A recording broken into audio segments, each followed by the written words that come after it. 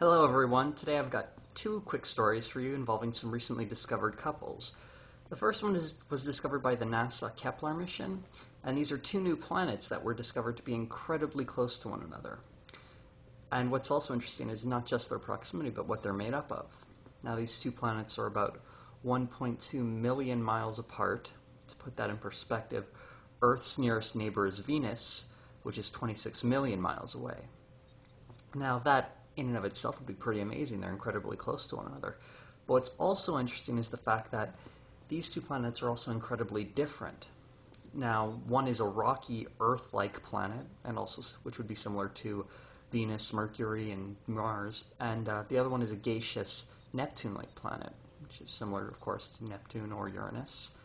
And what's incredibly strange about this is that initially we thought that rocky planets like the Earth would have to form closer to a star, whereas gaseous planets like Neptune would have to form further away. The reason behind that is because those gaseous planets have a lot more cold materials like ice which form them, and those would have a tougher time forming around a planet if they were closer to a star. Now this kind of blows this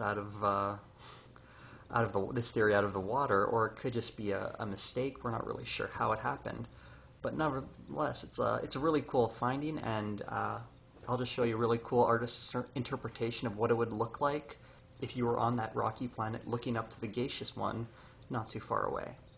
Now, of course, this is an artist's rendering of what it would look like if you were standing on the rocky planet at the gaseous one that's about 1,000,000 miles away. And you can see it's pretty huge in the sky, much bigger than the moon would be even. And though it's pretty far away, it does give you an idea of what it would be like to be on one planet with another orbiting so close. Hey, you may have noticed a change of venue. My phone is about to die, and that's what I'm using for these videos, so I had to make a quick change so I can tell you about the second interesting couple that was discovered this week. This time a pair of prehistoric turtles. And what was really interesting about this couple, this fossilized couple that lived about 47 million years ago, is that they were fossilized in the midst of having sex. Now these two turtles were discovered by a group of German scientists from the University of Tübingen, probably didn't pronounce that right, and they were found in the Messel Pit, which is a really important site because a lot of fossils are found within it. It was once a prehistoric lake that was covered by volcanic sediment, and what's really hotly debated is how all these animals died near a lake. I mean, ordinarily a lake is where animals will go to drink and apparently have turtle sex, and you know, that's usually not a dangerous spot. And two of the theories on what was happening to these animals is that, one, there was this upswell of carbon dioxide that would come up and suffocate the animals fairly quickly. Another theory was that there was toxic bacteria living on the lake that would slowly, well, relatively slowly to the carbon dioxide, kill everything around it. Of course, these two turtles really suggest evidence to the first theory, the very fast-acting carbon dioxide. Obviously, it was so fast it killed them before they could even, well, before he could even pull out, so to speak. And sadly, well, maybe not too sadly, because there are certainly worse ways to go, but the two turtles did not make it.